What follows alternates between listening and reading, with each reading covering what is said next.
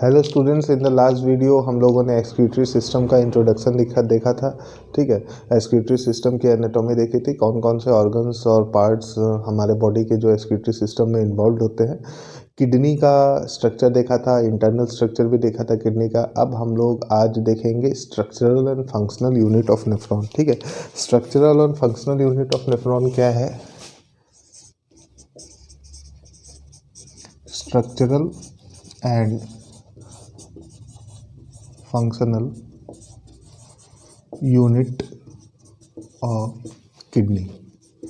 ठीक है, किडनी का स्ट्रक्चरल और फंक्शनल यूनिट क्या है? It is the nephron.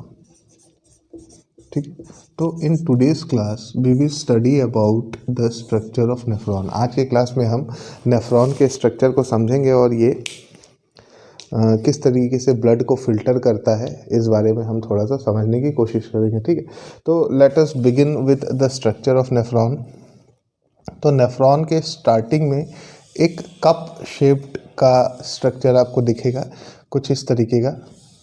ये जो कप शेप का स्ट्रक्चर है, इसको हम कहते हैं बोमेन्स कैप्सूल। Bowman's capsule. ठीक है, अब ये बोमेन्स कैप्सूल जहाँ पे एंड होगा, ठीक वहीं से कॉन्व्यूलेटेड, मतलब ये स्पाइरल शेप का एक ट्यूब स्टार्ट होगा। इस ट्यूब को हम कहते हैं प्रॉक्सिमल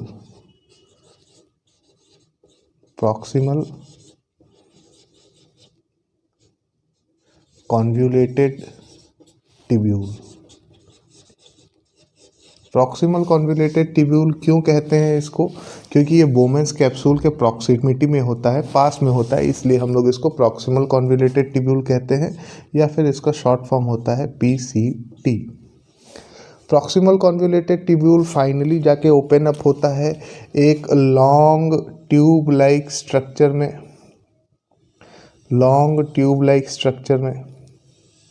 ये जो लॉन्ग ट्यूब लाइक स्ट्रक्चर है, इसको हम कहते हैं लूप ऑफ हेनली। इसको कहते हैं हम loop of Henley.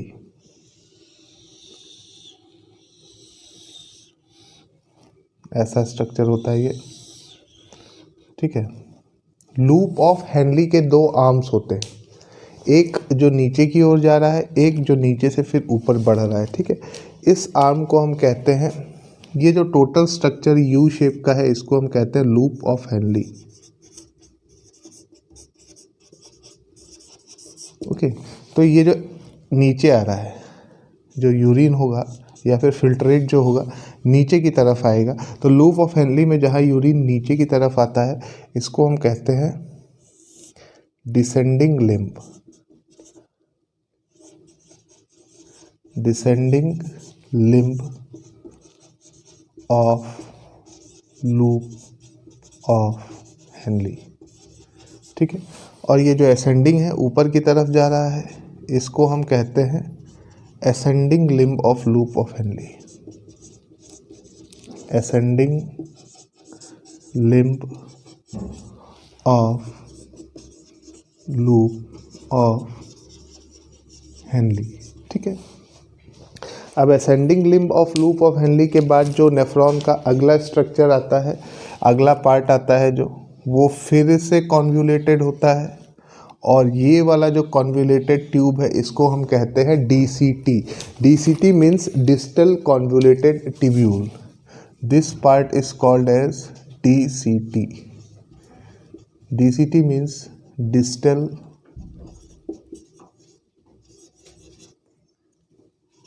Convoluted tubule.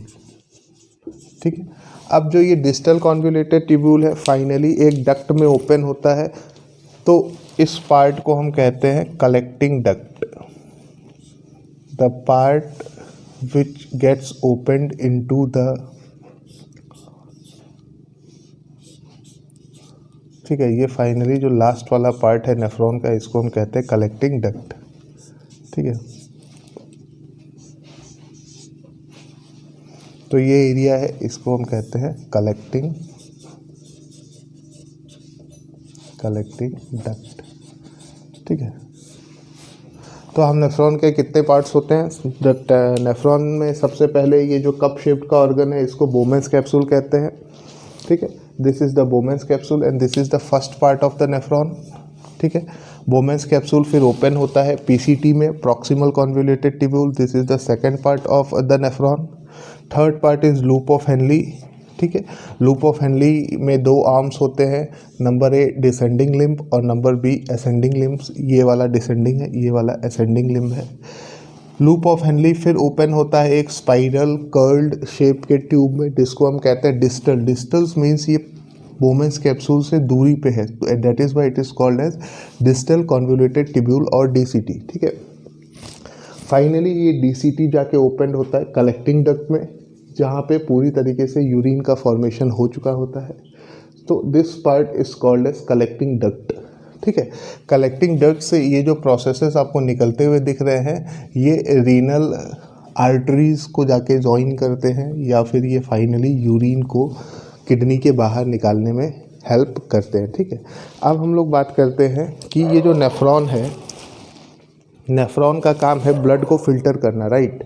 तो first of all the nephron needs to get the supply of blood, right. तो नेफ्रॉन तक इम्प्योर ब्लड को पहुंचाता कौन है, ठीक है। तो नेफ्रॉन के किस पार्ट में इम्प्योर ब्लड आता है? Bowman's capsule is going to receive the impure blood, ठीक है, जिसमें नाइट्रोजनस वेस्ट प्रेजेंट होंगे। तो इम्प्योर ब्लड को नेफ्रॉन तक या नेफ्रॉन के बोमेंस कैप्सूल वाले पार्ट तक कौन पहुंचाता है? जो आर्टरी है उसका नाम है एफरेंट आर्टीरियोल, एफरेंट आर्टीरियोल, ठीक है। Afferent arteriole is going to supply impure blood. ये इम्प्योर ब्लड सप्लाई करता है किसको? नेफ्रॉन को, राइट। नेफ्रॉन में किस पार्ट में सप्लाई करता है? That is the Bowman's capsule, ठीक है। It is going to supply the impure blood to the Bowman's capsule. अब जैसे ही ये एफरेंट आर्टीरियोल बोमेंस कैप्सूल के अंदर एंटर करता है, इसके अंदर ब्रांचिंग हो जाती है। इसके अंदर क्या हो जाती है? ब्रांचिंग हो जाती है और ये छोटे छोटे कैपिलरीज में डिवाइड हो जाता है। It is going to get divided into smaller capillaries. Normally 50 तक जो एफरेंट आर्टीरियोल है वो नॉर्मली छोटे छोटे 50 कैपिलरीज में डिवाइड हो जाता है, ठीक है। तो ये यहाँ पे जो डिवीज़न हो रहा है, ये जो कैपिलरीज में एफरेंट आर्टीरियोल डिवाइड हो रहा है, ये जो स्ट्रक्चर बोमेंस कैप्सूल के अंदर प्रेजेंट है, इस स्ट्रक्चर को हम कहते हैं glomerulus.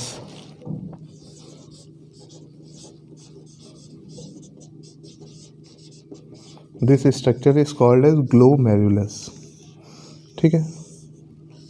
Glomerulus increases the pressure of the blood inside the Bowman's capsule, ठीक है। अब एफरेंट आर्टीरियोल ने इम्प्योर ब्लड सप्लाई किया बोमेंस कैप्सूल में, फिर इसके अंदर ब्रांचिंग हो गई और ब्रांच्ड जो आर्टीरियोल है उसको हम ग्लोमेरुलस कहते हैं। और फाइनली यहाँ से जो प्योर ब्लड है वो बाहर निकलेगा, ठीक है। तो द फिल्टर्ड ब्लड और the blood without the nitrogenous waste, इस ब्लड को नेफ्रॉन से बाहर लेके जाने का काम है एफरेंट आर्टीरियोल का, ठीक है। एफरेंट आर्टीरियोल ये क्या करेगा? प्योर ब्लड लेके जाता है, ठीक है, फ्रॉम द नेफ्रॉन। नेफ्रॉन से प्योर ब्लड लेके जाने का काम है एफरेंट आर्टीरियोल का, ठीक है। ये एफरेंट आर्टीरियोल फाइनली वासा रेक्टा में कन्वर्ट हो जाता है। ये एफरेंट आर्टीरियोल इस तरीके से सराउंड कर लेगा पूरे नेफ्रॉन को। तो complete nephron is going to get surrounded by this. तो इस तरीके से पूरी सराउंडिंग हो जाएगी ताकि ये रीएब्जॉर्प्शन की प्रोसेस कर सके, ठीक है, पूरी तरीके से सराउंडिंग। तो ये जो सराउंडिंग हो रही है, एफरेंट आर्टीरियोल जो नेफ्रॉन को चारों तरफ से सराउंड कर रहा है, तो ये जो स्ट्रक्चर है, रेड वाले जितने भी स्ट्रक्चर हैं जो सराउंड करते हैं, इनको हम कहते हैं वासा रेक्टा। वासा रेक्टा, वासा रेक्टा का काम क्या है? रीएब्जॉर्प्शन।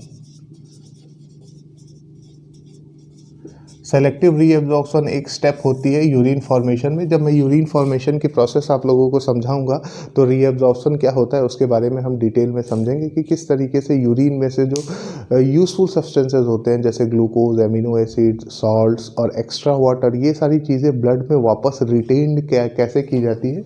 तो फिर से रीएब्जॉर्प्शन में वासा रेक्टा काम करता है, तो वासा रेक्टा का फंक्शन है रीएब्जॉर्प्शन, राइट।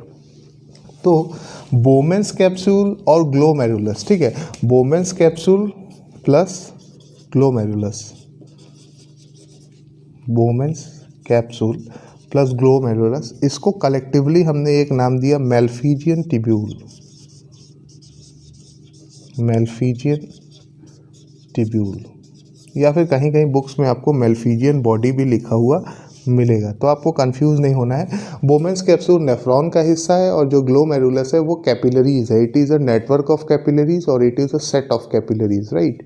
तो फिर से मैं एक बार आपको थोड़ा सा रिवाइज करवा देता हूँ। Bowman's capsule, proximal convoluted tubule, loop of Henle, DCT distal convoluted tubule and collecting duct, these are the parts of the nephron. Nephron को इम्प्योर ब्लड की सप्लाई कौन करता है? Afferent arteriole. और प्योर ब्लड नेफ्रॉन से लेके कौन जाता है? Efferent arteriole. इफरेंट आर्टेरियोल में आगे चल के ब्रांचिंग हो जाती है, उसको हम कहते हैं वासा रेक्टा। वासा रेक्टा का फंक्शन है रीएब्जॉर्प्शन, राइट। तो ये जो ब्रांच कैपिलरीज हैं जो बोमेंस कैप्सूल के अंदर प्रेजेंट होती है, इनको हम ग्लोमेरुलस कहते हैं। ग्लोमेरुलस और बोमेंस कैप्सूल के लिए एक कलेक्टिव टर्म है मेल्फिजियन बॉडी या फिर मेल्फिजियन टिब्यूल, ठीक है। So this was all about the structure of the nephron. In the next video, we will study about the formation of urine.